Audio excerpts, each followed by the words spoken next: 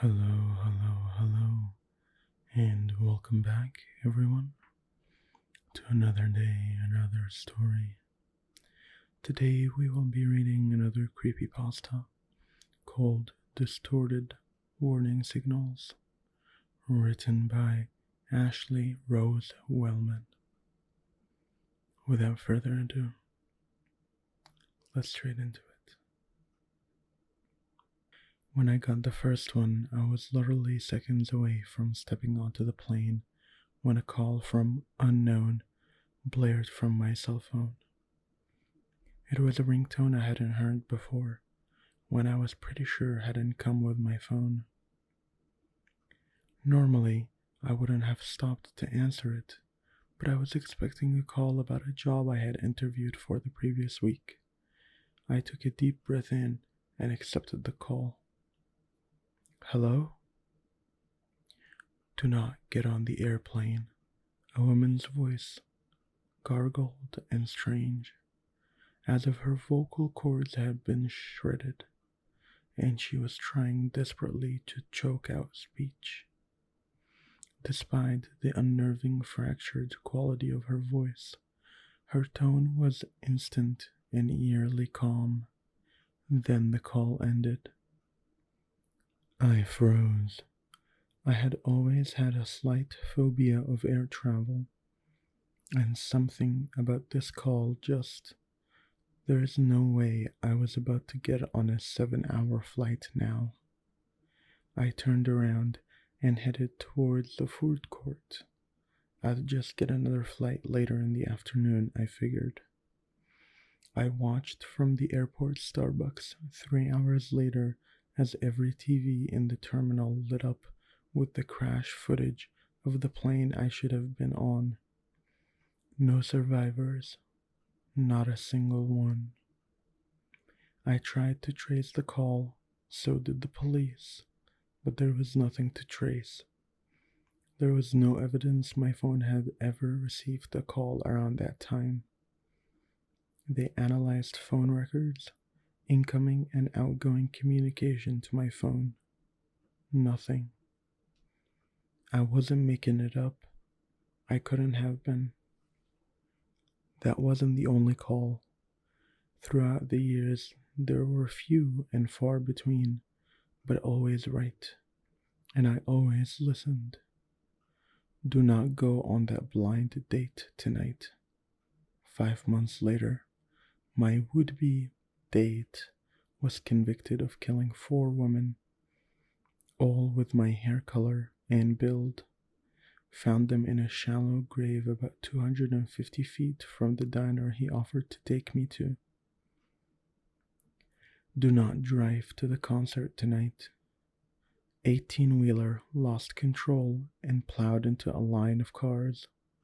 Every driver crushed, every driver killed, in the stretch of freeway I would have been driving down. No matter if I got a new phone, if I moved across the country, the calls would still come. I could almost feel the presence of whatever it was, whatever it is, watching over me. I imagined being at the bottom of the freezing ocean, still strapped into my couch section plane seat, or being in that mass grave across from the diner, or watching an 18-wheeler skidding towards my car, knowing death was imminent. And I'd get this tightness in my chest. I'd think about how thin that line was, how close I'd gotten. If I hadn't had a job interview I was waiting to hear back from, I'd never listen to that first call, and that would be it for me. It always felt like something was coming for me, but there was always this fractured, warped voice with these calls that never seemed to exist after I heard them.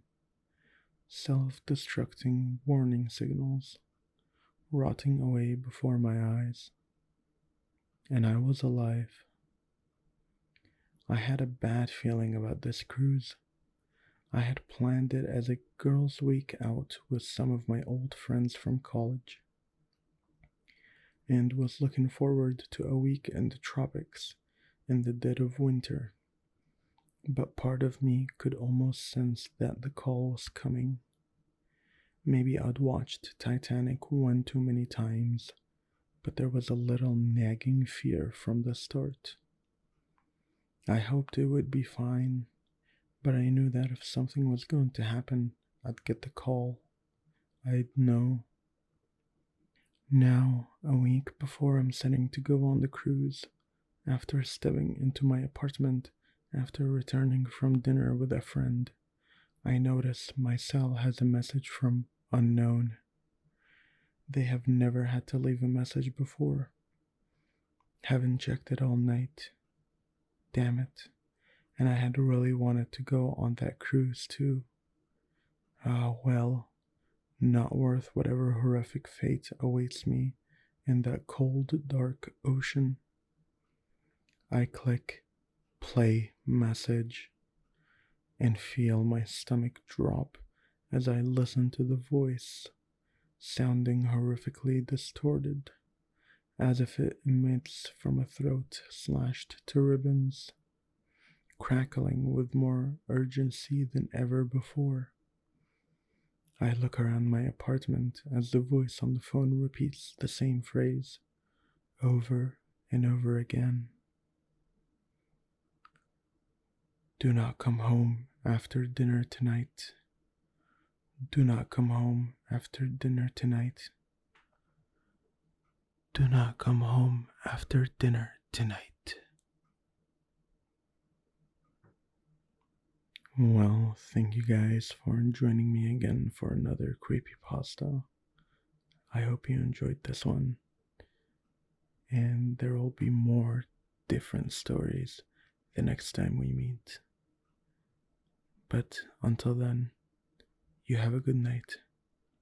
Sleep tight.